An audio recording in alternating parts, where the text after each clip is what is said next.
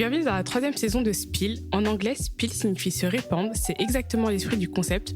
Répandre les talents, les voix, les histoires. Spill, c'est un espace où on accueille des artistes, des créateurs, créatrices, des passionnés, des entrepreneurs, mais aussi des personnes qui viennent parler avec sincérité de leur parcours, de leurs doutes, de leur vision. L'idée, c'est d'inspirer celles et ceux qui nous écoutent et peut-être leur donner envie à leur tour de se lancer.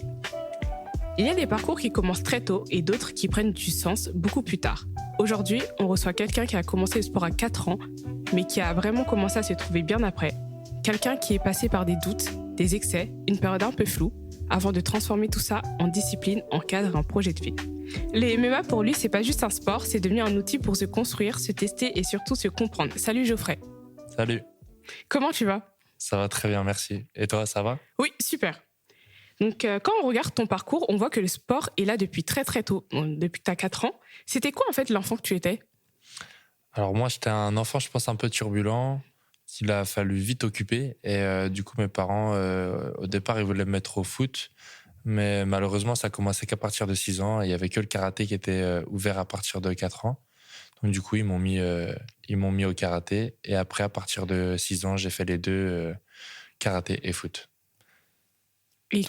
Donc moi, j'étais un enfant, je pense, qui avait de l'énergie et qui avait besoin de se dépenser.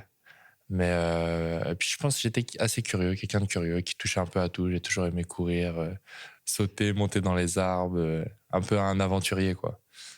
Et comment tu as commencé la MMA ? Alors le MMA, lui, il est venu bien après, très très très très longtemps après.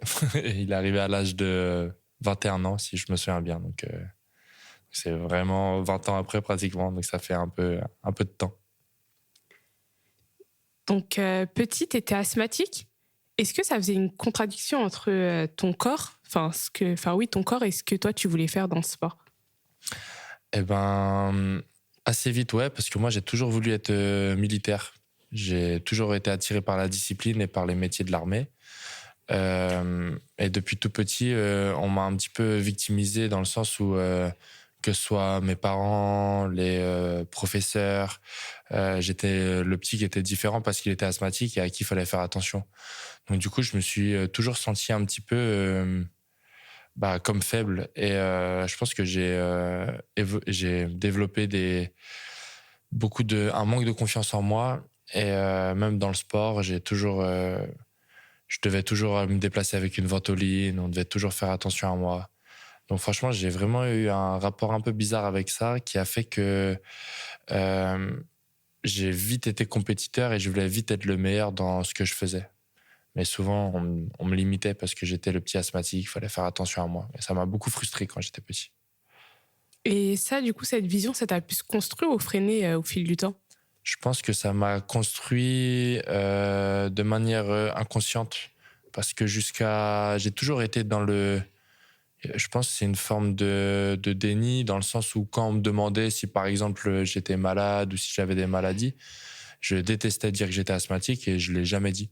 Et il y a que très peu de temps que je me suis dit ça va, tu sais que toi t'es un ancien asthmatique, un gros asthmatique.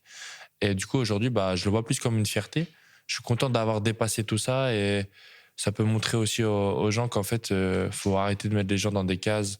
On peut être asthmatique très sévère, on peut avoir d'autres maladies, mais à un moment si on persévère, on se donne les moyens, peut-être qu'on peut aller un peu plus loin que ce que les gens nous disent et ce que les gens veulent ou comment les gens veulent nous enfermer dans telle ou telle case par rapport à tel ou tel handicap. Avant d'arriver là où tu es aujourd'hui, c'était quoi ton parcours scolaire ? Moi, mon parcours scolaire, il est plutôt classique. J'étais un petit qui était plutôt malin, mais qui n'était pas très travailleur, pas très discipliné. J'aimais faire rire la galerie. Du coup, j'ai fait collège, comme tout le monde. Après, je suis parti au lycée. Lycée, 14 ans, crise d'adolescence. Là, j'étais vraiment un petit branleur, un vrai petit branleur. Donc, du coup, au lieu de passer en première scientifique, du fait que j'étais un petit plutôt turbulent, je suis passé en STI 2D, donc j'ai changé de lycée, donc Sciences des Industries et du Développement Durable. Et après, j'ai fait une option architecture et construction. Donc la logique a voulu que j'aille en DUT génie civil, parce que j'avais plutôt des bonnes notes et que ça se passait plutôt bien. Mais derrière, j'ai été rattrapé par la réalité des choses. Je me suis retrouvé avec des gens qui, eux, étaient en sciences, qui avaient fait un bac S scientifique, qui avaient l'habitude de travailler et qui misaient pas tout sur le talent. Et du coup, là, je me suis rendu compte que c'était pas fait pour moi. Déjà, je m'y plaisais pas. J'avais clairement pas le niveau. Donc, de là, je me suis dit, parce que quand je suis rentré dans les études supérieures, j'avais un deal avec ma mère, c'était je fais mon bac plus 2 et après tu me laisses tranquille, je vais dans l'armée. Donc là, ça s'est mal passé. J'ai dit, OK, pas de souci. Je file à l'armée et maintenant c'est bon, on a bien vu les études, c'est pas fait pour moi. Moi, il me faut de l'opérationnel, il me faut du concret. Donc, je vais au CIRFA et je fais toutes les procédures pour pouvoir être militaire, rentrer à l'école des sous-officiers de la Marine nationale. Ça s'appelle Mestrance. Le gars du CIRFA, lui, il est trop hypé par mon profil. Je suis ceinture noire de karaté, je suis sportif, je suis pas trop bête, ça va, je me débrouille. Et je vais à l'armée, ils me font les tests médicaux, ils se rendent compte que je suis asthmatique, forcément. Je me fais recaler alors que sportivement et en termes de... J'étais vraiment un profil idéal pour eux, mais ça suffit pas. Et donc pour moi, c'est un peu un rêve de toujours qui s'écroule. C'est mon premier échec. On va dire c'est une des premières réalités où je suis vraiment confronté par rapport à un gros échec. J'avais jamais redoublé, tout se passait plutôt bien. Donc là, je loupe mon année. En plus, je pourrais pas faire l'armée parce que je suis asthmatique. Donc du coup, là, je me dis, mince, pas le choix, je suis obligé d'aller à l'école, je vais faire mon bac plus 2. Je me réoriente, je fais un bac plus 2, c'est un DUT qui s'appelle Clio, Qualité, Logistique Industrielle et Organisation. Mais je me rends bien compte que rester à l'école, c'est pas fait pour moi, donc je choisis l'alternance. Et de là, je commence à rencontrer le monde professionnel. Donc je suis grosso modo 15 jours à l'école, 15 jours au travail. Et donc je suis à Lorient à l'école et je suis à Tours en alternance à la SNCF dans un technicentre. En gros, les technicentres, c'est pour vous donner une image, c'est le garage des trains, quoi. Ensuite, donc ça se passe pas forcément bien, mais pas mal non plus. Je suis là sans être là, je fais ce que j'ai à faire, je kiffe pas forcément, mais je me dis faut que je fasse mon bac plus 2. Ma mère me pousse beaucoup, donc je l'écoute et je me dis je vais lui faire plaisir. À la fin du bac plus 2, je me dis la logique, ça va être de continuer les études. Je sais pas trop dans quoi. J'étais intéressé par le commerce. J'aimais bien cette idée-là de vendre et de me challenger pour réussir à vendre. Donc, il y avait déjà un petit aspect compétitif dans tout ça. Mais tout le monde me dit, waouh, le commerce, c'est bouché. Donc, je suis pas trop encouragé dans cette branche-là. Et je me dis, OK, je vais peut-être me diriger vers l'inverse du commerce, c'est-à-dire l'achat. Et donc, j'ai trouvé un master qui s'appelait MLAI, Management des logistiques et achats industriels. Et donc, je me suis spécialisé dans les achats. J'ai fait un master là-dedans, toujours à la SNCF, mais cette fois à Nantes. Donc, j'étais à Redon à l'école et j'étais à Nantes au boulot pendant 3 ans. Et j'ai eu mon master en master Max, Management, Achat, Collaboration sécurisée. Donc, tu vas jusqu'au bac plus 5, mais c'est un moment, ça ne colle plus en fait. Est-ce que c'est quoi le moment où est-ce que tu te dis, OK, là, je ne suis pas du tout à ma place? En fait, ça a été 5 ans de ma vie. Mes études supérieures ont été 5 ans de ma vie de vide, où je faisais pour faire plaisir à mon entourage, parce que ma mère, c'est un peu des codes qui sont ancrés dans la société, dans le sens où il faut un bac plus 2, il faut un bac plus 5, sinon tu vas jamais trouver de taf, tu auras un salaire qui va être minable, ça va être dur de vivre. Donc du coup, je l'ai fait plus pour faire plaisir à ma mère que pour moi-même. Et là où ça a vraiment commencé à partir en cacahuète, c'est pendant le Covid. Là, je me suis rendu compte que c'était pas fait pour moi tout ça. Donc oui, on arrive au Covid et il n'y a plus de distraction, il n'y a plus d'échappatoire, donc tu es face à toi-même. Est-ce que ça a été violent pour toi? Le Covid, ça a été une période assez compliquée parce que je suis quelqu'un qui était socialement souvent avec beaucoup de personnes. Moi, les seuls moments dans ma vie sur ces 5 ans d'études, c'était où je prenais du plaisir quelque part. C'était le week-end avec les amis, à faire la fête, sortir, nous amuser.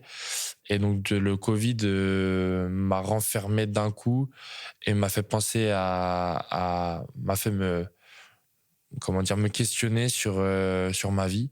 Et j'ai dû faire face au miroir et face à moi-même. Et donc, ça a été un moment assez compliqué, mais qui m'a permis de me remettre en question. Et c'est ce qui a, je pense, ça a vraiment été un moment de ma vie qui l'a fait basculer.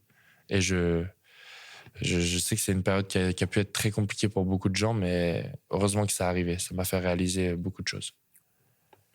Et paradoxalement, il y a quelque chose qui se remet en place. C'est ce sac de frappe que tu ressors. Ouais, en fait, j'ai toujours été très sportif et pendant le Covid, j'étais dans mon garage, j'avais fait mon petit home gym et je faisais beaucoup de musculation, un peu du crossfit, on va dire, cross-training, comme on pourrait appeler ça. C'est des entraînements hybrides, quoi, qui mixaient muscu, cardio. Mais ça me suffisait plus, donc j'arrivais plus à suffisamment euh, on va dire, extérioriser mon mal-être ou des fois ma colère avec ça.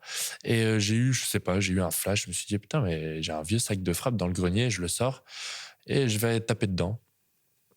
Et à ce moment-là, aux premiers instants, vraiment, mais ça a été immédiat, hein, dès les premiers coups de poing, j'ai comme eu quelque chose qui était dans mon ventre ou dans mes tripes qui s'est échappé. Et ça a été ce moment-là où je me suis dit, OK, je crois que j'ai trouvé ce truc qui va me permettre de respirer, en fait, et de me sentir bien. Et donc, c'est grâce à ce vieux sac de frappe, ces vieux gants pourris et cette envie d'extérioriser quelque chose que je me suis rendu compte que les sports de combat, c'était ce qui me manquait. Et à quel moment c'est devenu un peu plus qu'un défouloir ou d'un moyen pour tout extérioriser? Au moment où, à force de m'entraîner, on s'est rendu compte avec mes coachs qu'il y avait un certain potentiel, en fait. Et vu que je suis parti faire beaucoup de compétitions, je gagnais, on s'est dit, OK, bon, on va essayer d'aller poursuivre dans ce processus-là d'amélioration et d'aller voir. Moi, mon objectif, ça a toujours été de me dire, je veux limiter les regrets quand je serai vieux. Parce qu'on connaît tous des gens qui ont beaucoup de regrets et qui disent des et si à longueur de journée. Et moi, je me suis dit, je veux pas avoir ces regrets-là. Donc, maintenant que je me suis lancé à fond, que je m'entraîne comme un professionnel, eh ben, on va se challenger, on va voir jusqu'à quel niveau je suis capable d'aller. Et c'est vraiment mon mindset actuel, c'est de me dire, je vais m'entraîner dur, je vais prendre ce qu'il y a à prendre et arriver à 35-40 ans, je veux pas avoir de regrets. Forcément, on en aura toujours des regrets, mais je vais en avoir le moins possible. Donc, tu te lances dans le MMA un peu pour tester, mais du coup, ça commence à prendre une place énorme. Qu'est-ce que tu as trouvé dans ce sport que tu ne trouvais pas ailleurs? En fait, le MMA m'a permis de me confronter à moi-même sur un niveau tellement exigeant que tu peux pas tricher. C'est-à-dire que si tu triches dans ce sport, tu vas souffrir, mais tout simplement, tu vas arrêter parce que ça va s'arrêter. C'est tellement exigeant, c'est tellement demandeur sur tout un tas de critères, hein, que ce soit physique, psychologique, que tu es obligé de te donner à fond. Si tu te donnes pas à fond, tu vas pas vivre l'expérience pleinement. Et moi, je me suis dit, OK, tu as déjà perdu assez de temps à faire tes conneries, à sortir, à faire la fête, à mettre de l'importance dans des choses qui n'en avaient pas, que là, maintenant, tu peux plus tricher. Donc, focus-toi, va au bout de toi-même, sinon, tu vas regretter, en fait. Tu vas avoir des regrets. Et c'est vraiment pour ça que j'ai choisi le MMA. Et je me suis dit, dans tous les cas, quitte à choisir un sport de combat, choisis le sport sur l'échelle des sports de combat le plus ultime. C'est-à-dire que, un peu à l'image des gladiateurs, le MMA, c'est le sport où il faut être bon partout. Parce que si tu es un très bon boxeur, mais tu n'es pas un bon lutteur, tu vas te faire emmener au sol, ta boxe, ne te servira plus à rien. Si tu es un très bon lutteur, mais tu ne sais pas boxer, le jour où tu vas prendre un 1-2 en ligne, tu vas tomber KO et ta lutte, elle ne te servira plus à rien. Donc, c'était dans cet état d'esprit-là que je me suis dit, OK, le MMA, il faut que je m'y mette. Mais vraiment, au départ, c'est une compétition envers moi-même, hein. Et dans un second temps, c'est le le, le fantasme du haut niveau est arrivé. Mais au départ, j'y pensais pas. Au départ, c'était... En fait, vu qu'on a parlé de confiance en soi, je suis quelqu'un qui n'avait pas confiance en moi au départ. Donc du coup, c'était pour moi, c'était pas pour moi, c'était pour les autres. Moi, j'avais pas de talent, j'étais pas bon. Donc je l'imaginais pas. Et puis en fait, à force de m'entraîner, et ben j'ai réussi à arriver à être professionnel aujourd'hui et j'en suis quand même assez fier. Et tout ça, du coup, ça a un peu changé l'image que tu avais de soi, enfin de toi-même et des gens. Enfin, les gens, l'image Ouais, qu'ils avaient de toi. ouais, clairement, je vais être un peu dur dans mes mots, mais avant, j'avais honte de moi. J'ai honte de la personne que j'ai pu être, malgré le fait qu'elle m'ait construite. Je me regarde vraiment avec du mépris par rapport à qui j'ai pu être, parce que en fait, je me respectais pas. C'est-à-dire que je me croyais intelligent, je me croyais beau ou même comment dire, malin dans ce que je faisais, enfin, ou trop fort, alors que mais vraiment une merguez totale, quoi. Enfin, j'étais le mec qui allait en boîte de nuit, qui buvait de l'alcool jusqu'à pas d'heure, et je me sentais chaud, genre. Enfin, avec du recul, je me dis, mais comment t'as pu être comme ça? Comment ça a pu être possible d'être dans un déni aussi profond, de te dire que ça, c'est stylé de faire ça? Donc après, il y a plein de choses qui influent ça et qui font penser aux gens qu'être comme ça, c'est cool, alors que pas du tout. Pour moi, là, la personne que je suis aujourd'hui, là, c'est vraiment cool.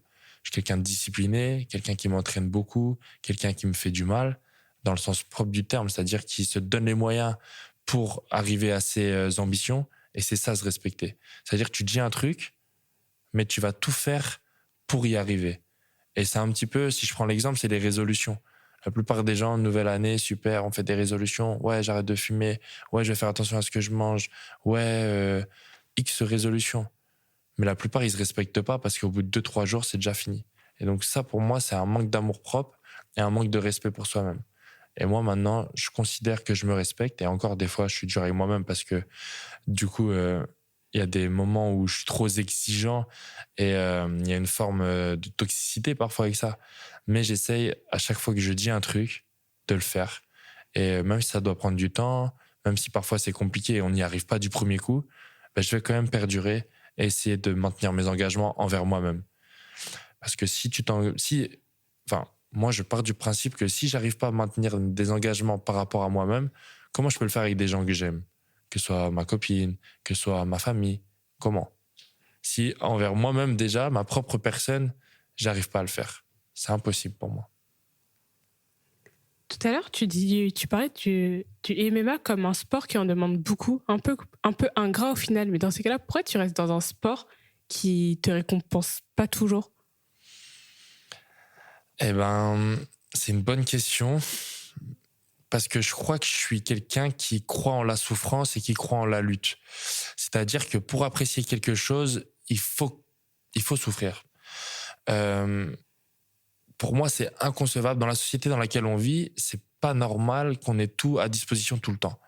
Là, j'ai faim. Ok, je prends mon téléphone, je commande Uber Eats, j'ai juste à descendre les escaliers. Et encore, je vais prendre l'ascenseur parce que j'ai la flemme pour récupérer ma commande. J'ai 1 kilomètre à marcher, je vais prendre un Uber. Et en fait, cette mentalité-là de tout le temps s'économiser, on n'apprécie plus rien. On apprécie même, par exemple, juste des choses bêtes de la vie, on n'arrive même plus à les apprécier. Alors qu'en souffrant, quand tu as goûté à la souffrance, que tu as goûté au fait de lutter, de te battre pour avoir quelque chose, quand tu l'as, eh ben c'est 100 fois plus savoureux. Et c'est ça que j'aime dans ce sport-là, c'est qu'il est tellement dur que quand tu arrives à gagner, quand tu arrives à arriver à là où tu avais imaginé que tu allais arriver, eh ben les sensations, elles sont indescriptibles. C'est vraiment incroyable. C'est une manière de penser qui peut être parfois toxique, c'est vrai, mais par contre qui, je pense, ferait beaucoup de bien à notre société. Si tout le monde pouvait réfléchir comme ça, avec goût, pas forcément à la souffrance, mais juste à l'effort. Tout simplement, juste à l'effort. Si tout le monde réussissait à retrouver ce goût-là de l'effort, eh ben les choses beaucoup plus simples et beaucoup plus saines aussi, seraient appréciées à leur juste valeur. Tu parles souvent de la discipline, mais la discipline, ça peut être violent aussi. Toi, tu l'as vu comment aujourd'hui, comme une contrainte ou plutôt comme une liberté? Alors, la discipline me permet d'être libre dans ce que je veux faire, parce que grâce à elle, je dépends pas de patron, je dépends que de moi-même. Je suis auto-entrepreneur, je suis combattant. Sans cette discipline-là, j'arriverais pas à vivre de la manière dont je l'imagine. Cependant, elle peut être toxique. C'est-à-dire que parfois, être trop discipliné envers soi-même peut créer des schémas qui peuvent rendre ta vie toxique. Je vous donne un exemple. Moi, actuellement, pour me faire plaisir, je suis obligé d'aller courir 10 kilomètres. On va dire que c'est une image un peu caricaturée, mais j'ai un repas de famille. Je sais que je vais bien manger. Ça va être riche en termes de nourriture. C'est inconcevable que j'aille pas courir avant ou faire un effort physique pour me dire, OK, là, tu mérites. Donc, je suis toujours en fait, ça m'emmène dans une réflexion de méritocratie qui devient un peu toxique. Donc, parfois, il faut aussi savoir être un peu indulgent envers soi-même et pas être trop discipliné. Mais c'est pas facile. C'est toujours des frontières parce qu'il faut pas non plus être trop se laisser aller et, euh, et vite partir dans des choses où on va mettre de la discipline de côté. Donc, il faut trouver son juste milieu. Je le cherche encore. Je pense que la sagesse fait que parfois c'est plus facile, mais les deux, on peut s'enfermer dans la discipline, mais ça peut nous rendre très libre aussi. Comme je le disais sur plein de choses de la vie, c'est si j'arrive à être discipliné, je pourrais être plus libre, peut-être financièrement, peut-être de mes déplacements, de mes mouvements, de faire ce que j'ai envie de faire par rapport à comment j'imagine les choses. Et ça, je trouve ça intéressant. Et je pense que ce soit dans la société ou pour les gens, la plupart n'arrivent pas à être disciplinés et c'est pour ça qu'ils ne sont pas libres au final. Tout à l'heure, tu parlais de l'alcool. Il y avait une sorte, en fait, un peu de banalisation de l'alcool. Mais généralement, c'est très rare d'entendre ça très frontalement comme ça. Pourquoi c'est important pour toi d'en parler? Alors que moi, je l'ai vécu, c'est-à-dire que, comme je disais tout à l'heure, j'avais la sensation d'être cool parce que je buvais de l'alcool. Au final, on a tous eu l'expérience d'un mec trop bourré autour de nous, qui est lourdingue, qui est parfois vulgaire, qui est parfois violent. Mais en fait, il n'y a rien de cool là-dedans. Et en plus, il y a énormément de dérives à cause de ça. J'ai des gens dans mon entourage qui s'en rendent même pas compte, qui sont tellement dans un déni que pour eux, c'est normal de boire de l'alcool mais c'est des formes d'alcoolisme, hein, mais ils attendent que la semaine termine pour une seule raison, c'est sous prétexte de s'amuser, aller boire de l'alcool, boire un coup au bar, etc. Et en fait, ils s'enferment dans des routines qui sont complètement délétères pour eux et qui sont malsaines. Moi, aujourd'hui, ma consommation avec l'alcool, c'est moi qui décide. C'est-à-dire que j'ai envie de boire un verre. OK, pour X raisons, il fait beau, petit barbecue, on va boire un verre. Il n'y a pas de problème, je vais boire une bière ou quoi. Ça va être un moment un moment de détente, un bon moment que je vais passer avec un bon pote, avec quelqu'un de ma famille. Et je trouve ça sain. Par contre, je suis capable de te dire, là, pendant 6 mois, je vais pas boire une seule goutte. Et j'aurai aucun souci avec ça. Et on le voit beaucoup, hein, toujours pareil dans les nouvelles résolutions. Ouais, je vais faire un dry January. Ouais, pendant un mois, je bois pas d'alcool. Attends, ça veut dire que dans ta vie, ça, c'est quelque chose d'exceptionnel pour toi, pendant un mois, tu vas pas boire d'alcool. Enfin, à un moment, il faut remettre les choses faut que les gens prennent conscience il y a une dépendance sociale, une pression sociale autour de l'alcool. Je pense qu'on l'a tous vécu, des gens qui boivent pas d'alcool. C'est que tu vas en soirée ou tu es avec des gens dans un milieu festif. Tu bois quoi? On va te demander si tu vas boire de l'alcool ou autre. Tu vas dire non, mets-moi un soft. Ah quoi? Tu bois pas d'alcool? Ah, mais t'es pas drôle, t'es pas fun. Ah, on doit se faire chier avec toi. Attends, comment ça? Parce que je bois pas d'alcool, je suis pas quelqu'un de gentil ou avec qui on peut discuter, ou on peut échanger, s'amuser. Enfin, faut que les gens comprennent qu'il y a quand même. Enfin, j'ai vraiment, c'est vraiment, j'en fais un peu ma bataille, mais euh, l'alcool, je suis persuadé que si tout le monde prenait un peu conscience que l'alcool était délétère pour eux, il y a beaucoup de choses qui iraient beaucoup mieux dans leur vie. Et donc du coup, ouais, c'est un peu ma bataille, mais je suis très content parce que j'ai réussi par rapport à mes expériences à être en contrôle par rapport à ma consommation. J'ai pas envie de boire, je bois pas. Tu me dis ah t'es pas cool, tu bois pas, bah je vais te faire foutre, j'en ai rien à foutre, je me casse, j'ai rien à faire avec toi. En gros, c'est un peu pour imaginer les choses, mais j'ai une relation très saine maintenant avec l'alcool, chose que j'avais pas avant. Et du coup, tu es fier de toi d'avoir réussi à trouver en fait cet équilibre? Ah, complètement. Franchement, je pense que c'est une des plus grosses fiertés que j'ai, parce que j'aurais pu partir vraiment en couille avec ça. Ouais. Donc, dans le sport comme le MMA, il y a parfois il y a beaucoup d'ego, d'images. Toi, tu parles d'authenticité. C'est quoi rester authentique aujourd'hui, surtout de nos jours? Bah, rester authentique, c'est respecter, respecter sa culture, respecter d'où tu viens, euh, ne pas jouer un rôle. C'est pas parce qu'il y a des caméras qu'il faut que tu changes de comportement. Si tu as des convictions, ben, c'est pareil, tu as le droit d'avoir des convictions, mais par contre, il faut respecter les convictions des autres et pas rentrer dans un jeu fait pour plaire aux autres.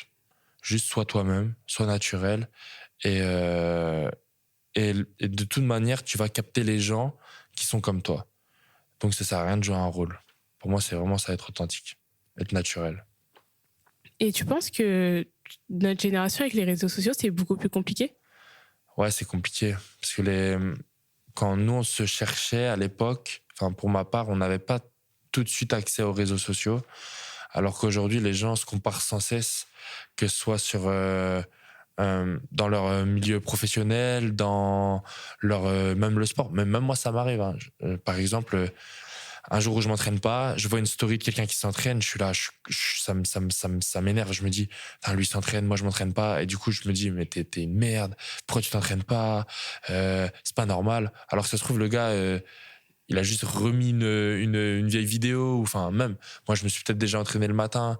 Enfin, ça me permet, en fait, les réseaux sociaux nous influent dans le sens où on est sans cesse en train de se comparer et on pense toujours que l'herbe est plus verte ailleurs, alors que c'est pas vrai. Et pour les jeunes, j'ai vraiment peur pour les générations qui viennent parce que ils sont vraiment tributaires de tout ça et parfois ils font même plus la différence entre la réalité et les réseaux sociaux. Et même moi, je me sens que des fois, je me fais piéger parce que je cherche à me développer sur les réseaux sociaux parce que c'est un peu game changer dans tout, dans tous les business, dans le sport, dans plein de choses. Et on est obligé de passer par là. Mais des fois, je me sens piégé. C'est-à-dire que je vais être plus sur les réseaux, je vais plus consommer, je vais me comparer aussi beaucoup. Et donc, c'est vraiment une relation un peu malsaine avec les réseaux. Et je pense que les jeunes vont vraiment avoir un gros travail à faire là-dessus pour pas tomber dans le piège. Et qu'est-ce que tu leur conseillerais du coup à ces jeunes? Moi, le plus gros conseil, c'est d'arrêter de se comparer et de faire. Faites, trompez-vous, tombez, relevez-vous et continuez. Il y a que comme ça qu'on peut comprendre et apprendre. On a tous, euh, on a tous commencé à faire du vélo. Personne n'a réussi à faire du vélo du premier coup. On est tombé. On avait des petites roulettes et au fur et à mesure, on a évolué. Mais c'est en tombant qu'on a appris. Et aujourd'hui, normalement, la plupart savent faire du vélo. J'espère. Mais on peut prendre le même exemple avec la marche. On a tous commencé par se casser la figure. Mais aujourd'hui, tout le monde marche sur deux pieds. Donc, il faut vraiment que les jeunes arrêtent de se comparer et qu'ils essayent, qu'ils goûtent à l'échec aussi pour apprendre et pouvoir faire des retours d'expérience et évoluer. Bah, malgré tout ça, comment tu gères en fait ta concentration? Est-ce que tu préfères t'isoler ou passer du temps avec ta famille? Alors moi, j'ai un métier où, vu que je suis coach à côté de tout ça, je donne beaucoup, beaucoup, beaucoup, beaucoup aux gens. Et que ce soit dans le côté purement physique, pour expliquer des exercices, pour pratiquer avec les gens, mais aussi dans le côté confiance en soi, parler avec les gens pour les aider à aller mieux quelque part, échanger en fait avec les gens. Je me rends compte que j'ai besoin d'être seul pour pouvoir me régénérer. Et ça me demande beaucoup d'énergie, même quand je rentre avec la famille, avec mes amis, même des fois avec ma copine.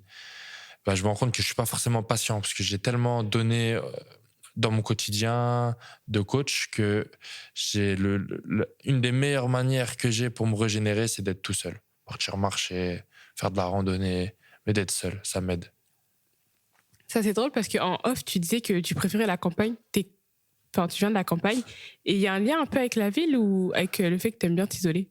Ouais, je pense, je suis originaire d'une petite commune de 7000 habitants. T'as des espaces verts partout. Et en fait, quand tu veux être seul, t'es vraiment seul. C'est-à-dire que t'entends des oiseaux qui chantent, t'es vraiment seul au monde. Et la ville, t'as quand même ce mouvement qui m'oppresse, moi, perso. Par exemple, je me verrais pas vivre à Paris. Ça me coûterait trop d'énergie. Là, je vis à Nantes, c'est pas une énorme ville, hein. Mais je sens que là, j'ai besoin de trouver un endroit où je peux me ressourcer, où en fait, je pars marcher, je croise personne et je suis vraiment seul au monde. Et c'est ouais, moi j'ai besoin vraiment de me retrouver à la campagne tranquillement. Ce qui est intéressant chez toi, c'est que tu ne vises pas uniquement tout sur le combat. Pourquoi c'est important pour toi de développer autre chose à côté? Je pense que c'est vraiment dans ma personnalité. Je suis quelqu'un d'assez anxieux et je déteste l'idée de mettre tous mes œufs dans le même panier. Parce que je me dis, si demain le combat ça marche pas, si demain je me casse la jambe à l'entraînement et je peux plus combattre, qu'est-ce que je fais? Donc je me suis toujours dit qu'il faut que j'ai une vision un peu holistique des choses et de me dire, ok, je combats, mais qu'est-ce que je peux mettre en place qui va nourrir le fait que je sois combattant ou que le fait d'être combattant va nourrir ce métier-là. Donc du coup, je me suis assez naturellement dirigé vers le métier de coach parce que c'était une manière assez simple de pouvoir gérer mon emploi du temps, mais aussi que mes victoires en tant que combattant puissent nourrir le fait que je sois coach, parce que forcément sur le papier c'est tout le monde a envie d'être coaché par un combattant, ou je suis plus crédible aussi dans ma pratique en tant que coach parce que j'applique j'applique ce que je dis. Donc du coup ça me paraissait logique. Et après, j'ai toujours eu une espèce de passion pour l'entrepreneuriat, hein. Alors pas forcément autour du sport, mais dans l'entrepreneuriat en règle générale. Je pense que c'est un peu dû à mes études, où on essayait toujours se challenger sur ok, quel processus est intéressant, comment tu peux optimiser tel ou tel processus, soit pour gagner du temps, soit pour gagner de la qualité, soit pour gagner de l'argent. Donc du coup, c'est venu un petit peu s'agrémenter à tout ça. Et aujourd'hui, j'ai la chance de pouvoir travailler sur des projets qui me permettent de faire autre chose que du combat, mais qui restent en lien. Et en fait, toutes les choses sur lesquelles je travaille se nourrissent les unes des autres. Et ça, je trouve que c'est vraiment une plus-value, parce que même quand je mets quand je mets plus d'énergie dans un truc que dans l'autre, et dans tous les cas, ça vient servir les autres pôles de ma vie, on va dire. Donc tu coaches, tu accompagnes, tu montes ta structure. Est-ce que tu te vois autant entrepreneur que combattant? Ouais, clairement. Pour moi, déjà, être combattant, c'est être entrepreneur. Les deux sont liés. En quoi? Aujourd'hui, quand tu es simplement combattant, alors tu peux être performant, tu peux être le meilleur au monde, mais si tu sais pas te vendre, c'est mort. Personne va te donner l'heure. Que ce soit sur les réseaux sociaux, que ce soit quand tu discutes avec des organisateurs, avec des sponsors. Si t'as pas cette capacité à te vendre et à montrer aux organisateurs ou aux acteurs du sport que tu vas être intéressant pour eux, t'es mort dans le film. Personne va te donner l'heure. Tout simplement parce que c'est du business. C'est-à-dire que les gens qui créent des événements de combat, qui entreprennent dans ce milieu-là, eux, ils veulent faire de l'argent. Donc si toi, ils voient pas en toi un moyen de faire de l'argent, ils vont pas te donner l'heure. Donc tu es obligé d'entreprendre. Et pour ça, faut avoir une vision d'entrepreneur et pas seulement de combattant. Ou alors faut bien s'entourer. Mais du coup, tu peux perdre un peu de temps ou ça va te coûter de l'argent. Et du coup, réussir à se vendre, c'est quelque chose que tu as appris au cours de tes années? Ouais, je pense que je l'ai appris, mais assez vite, hein, parce que quand j'étais au final, quand j'étais en alternance, il a fallu que je fasse beaucoup d'entretiens d'embauche, etc. Et j'ai vite compris que si tu donnes pas, ou on va dire que la personne que tu as en face de toi, si tu dis pas ce qu'elle a envie d'entendre, eh ben ça va pas fonctionner. Et en fait, dès ces moments-là, j'ai commencé à apprendre à me vendre, à comprendre, à cerner la personne que j'avais en face et juste lui dire ce qu'elle a envie d'entendre. Et souvent, ça marche bien comme ça. Donc en fait, c'est une question d'adaptation. Comprendre l'environnement dans lequel on vit, capter qu'on n'est pas tous fait pareil, qu'on n'est pas tous éduqués pareil, et juste s'adapter en fonction de telle ou telle personne. Et puis en règle générale, ça se passe plutôt bien. Et qu'est-ce que le sport t'a appris que tu appliques aujourd'hui dans le monde du business? L'échec. L'échec. Moi, j'ai commencé ma carrière, j'ai pris 3 défaites. Forcément, ça apprend pas mal de choses sur toi. Ça te permet de te remettre en question et ça te montre aussi que tout va pas fonctionner du premier coup. On en revient au réseau un peu, mais sur les réseaux, on croit que si. Mais en fait, non. Souvent, les réussites, c'est beaucoup d'échecs. Mais si tu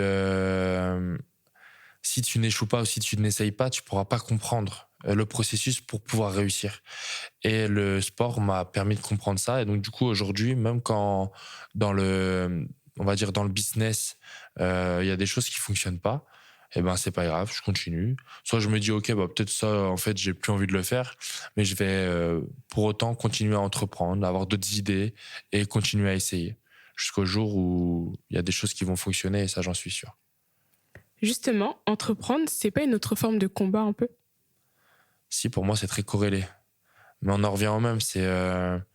La vie est un combat, en fait. Et que ce soit avec tes amis, avec ta famille, avec la personne que tu aimes, le sport, le business, tout est une question de combat. C'est-à-dire qu'il n'y a rien qui est facile.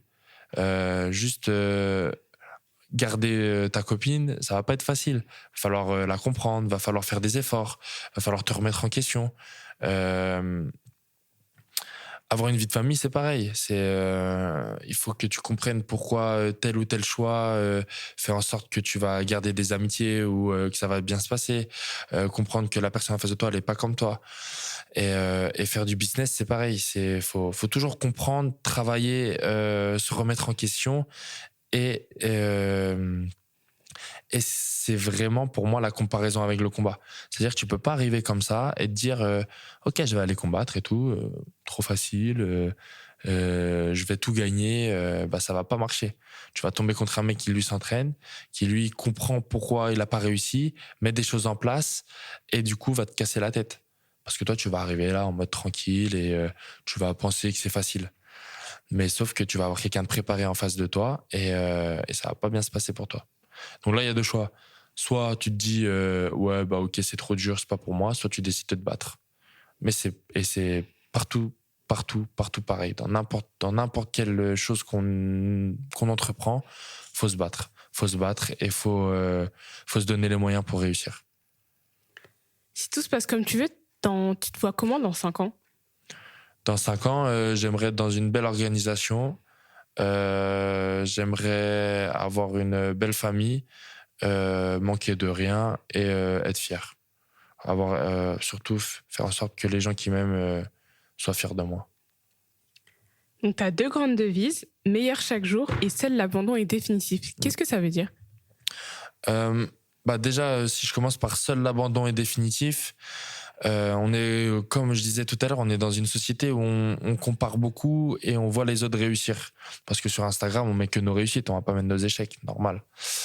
Mais il faut pas oublier que tout le monde a des échecs. Qu'ils soient des gros, des petits échecs, des moyens échecs, peu importe. Mais il y a que si tu te dis, OK, j'arrête de faire un truc, que ça s'arrête. Demain, j'ai envie de lancer n'importe quel business. Si au premier échec, j'arrête, c'est sûr que ça va s'arrêter. Si je décide d'arrêter, c'est fini. Pourra pas se passer autre chose parce que je serai plus en mouvement. Par contre, si je persiste, si je continue, eh ben, à un moment, ça peut payer. Et pour ce qui est de meilleur chaque jour, moi, les sports de combat m'ont vraiment aidé à être meilleur chaque jour. pas. Mon idée, c'est de me dire que je peux pas me réveiller aujourd'hui en étant moins bon que hier. C'est impossible. Même si c'est des micros-améliorations. C'est toujours me remettre en question et de me dire, OK, qu'est-ce que je peux faire aujourd'hui qui sera mieux que ce que j'ai pu faire hier? Et ça peut être, on peut le transmettre à plein de choses, hein. Que ce soit, comme je dis, j'aime bien comparer les différents on va dire, pôles de vie ou les différents moments de vie, que ce soit ta vie amoureuse, que ce soit ta vie amicale, que ce soit ta vie familiale, entrepreneuriale, sportive. Et ben, dans tout ça, tu peux l'appliquer. Tu peux être une meilleure personne avec tes parents, avec dans le sport, dans le boulot. Mais dans tous les cas, si tu te challenges pas et que tu te remets pas en question, bah tu vas peut-être régresser. Et le but de meilleur chaque jour, c'est d'être tout le temps un tout petit peu meilleur. Pas beaucoup, juste 1% de plus et ça suffit. Ça, c'est des devises que tu te dis dans les moments durs ou quelque chose que tu incarnes au quotidien? Ça, j'essaie de l'incarner au quotidien. Ouais.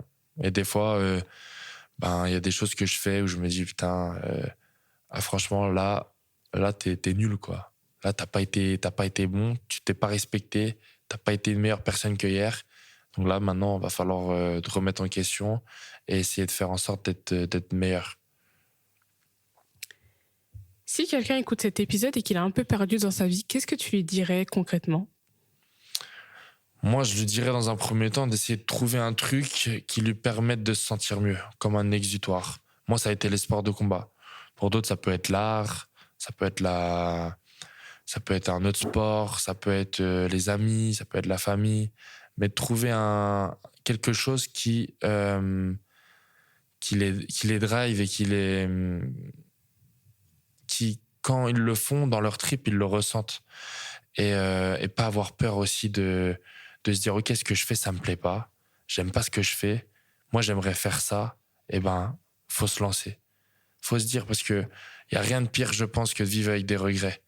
Et la vie, elle est trop courte pour arriver en fin de vie et se dire, ah, j'ai gâché ma vie.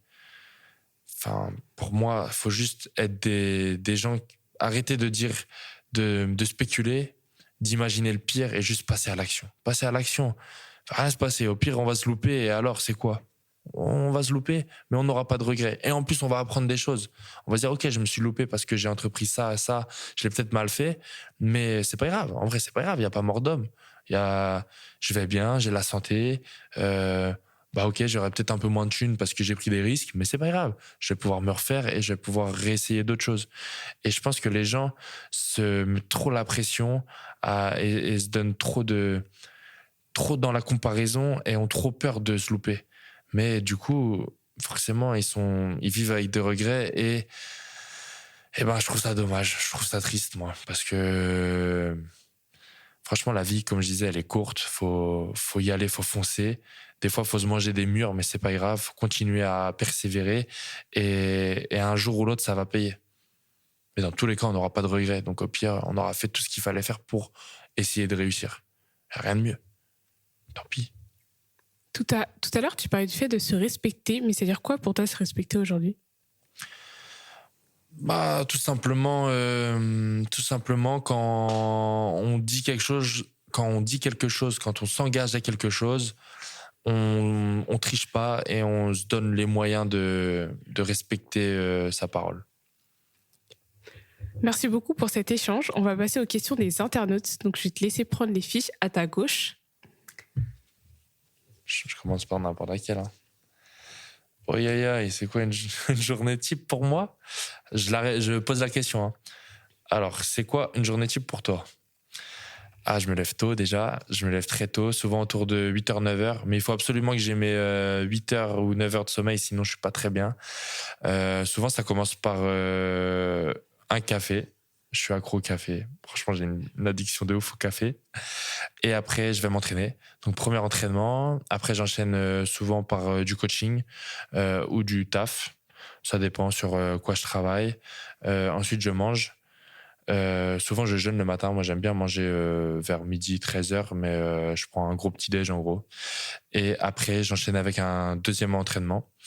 Le soir, je rentre. J'aime bien soit lire, soit me poser devant une série. J'aime bien jouer aux jeux vidéo aussi, mais j'ai pas trop le temps.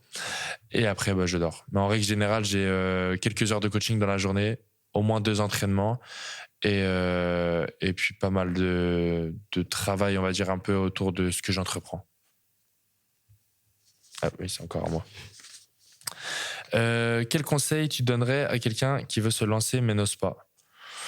Passe à l'action, hein, tout simplement. Arrête de réfléchir, franchement. Des fois, on se prend trop la tête. Passe à l'action et puis tu verras bien. Ton corps, il encaisse comment? Tu penses déjà à l'après? Mon corps, il encaisse bien. Je suis assez dur au mal, donc ça, c'est cool. Puis j'aime bien, j'ai un bon rapport avec la douleur. Ouais, ça fait un peu maso dit comme ça, mais c'est un sport qui est dur et faut accepter le fait que ça fasse mal. Et c'est toujours plus facile de l'accepter que de toujours y penser. Et après, ouais, je pense à l'après, bien sûr. Je pense à l'après, mais depuis le début, je pense à l'après. Des fois, peut-être, je pense trop à l'après. Donc, il faut que j'oublie de vivre le moment, des fois aussi. Tu gagnes ta vie avec le MMA aujourd'hui? Avec le sport en lui-même, le MMA en tant que combattant, absolument pas. Franchement, on est payé au lance-pierre. Hein. On est vraiment le bout de la chaîne. Si je vous donne un exemple, je pense que si je fais le calcul de ce que j'ai gagné sur mon dernier combat, je suis même pas payé au RSA, quoi. Même pas. Allez, on va dire les chiffres. Hein. Les gens aiment bien les chiffres. Sur mon dernier combat, j'ai pris 1 000 € pour combattre et 700 € de prime. J'ai mis 2 mois à me préparer. 1700 divisé par 2, voilà, c'est ma paye. Je paye l'URSSAF, je paye mes coachs, je paye la bouffe, je paye la prépa mentale, prépa physique. Donc je suis en négatif dans cette affaire. Mais voilà, c'est la réalité du sport. Et pourtant, j'ai été plutôt bien payé pour un premier combat de MMA. C'est ça la dinguerie dans tout ça. Après, voilà, c'est un écosystème qui est assez compliqué. Après, je gagne ma vie, oui, parce que à côté, je coach, parce qu'à côté, j'entreprends. Mais du coup, c'est du temps que j'accorde pas à l'entraînement. Et c'est ça qui peut me frustrer parfois. Mais ça va. Je gagne quand même ma vie grâce à ce sport. Indirectement, mais je gagne ma vie. C'est quoi ton plus gros moment de doute jusqu'ici? Ils sont au quotidien, mes doutes. Hein. Tous les jours, je me questionne sur est-ce que j'ai fait les bons choix? Est-ce que je suis un bon combattant? Est-ce que je dois plutôt miser sur la partie sportive? Est-ce que plutôt sur la partie entrepreneuriale? Et si je fais ça, est-ce que je vais pas avoir des regrets? Je suis dans des doutes perpétuels. Mais ça fait partie de moi, je pense. C'est vraiment ma personnalité. Je suis quelqu'un, comme je le disais tout à l'heure, d'assez anxieux. Donc le doute fait vraiment ancrer en moi. Mais c'est ce qui fait aussi que je me remets beaucoup en question. Donc c'est un point. Ça peut être perçu comme un point faible, mais je pense que c'est quelque chose qui fait ma force. Est-ce que tu as peur avant un combat? Ouais, j'ai peur. J'ai peur, mais j'ai pas peur du combat en lui-même. J'ai peur juste de mal faire. C'est vraiment ça. Ma peur, c'est que c'est la plus grosse peur que j'ai, c'est de mal faire et de décevoir aussi. Et voilà, j'ai fait toutes les questions. Donc merci pour ta sincérité. Ce qui est intéressant avec ton parcours, c'est que tu as commencé par passion évidente. Non, on recommence. Donc, merci pour ta sincérité. Ce qui est intéressant avec ton parcours, c'est que tu n'as pas commencé par passion évidente, tu as commencé par chercher, puis par tester, puis par tenir. Et au final, tu as construit quelque chose de solide, pas parfait, pas linéaire, mais réel. Ça répète ce que j'ai dit avec merci pour ta sincérité. Si vous devez retenir un truc de cet épisode, c'est que c'est peut-être ça. Parfois, se trouver, ça commence par accepter de se perdre un peu. Merci beaucoup. Merci.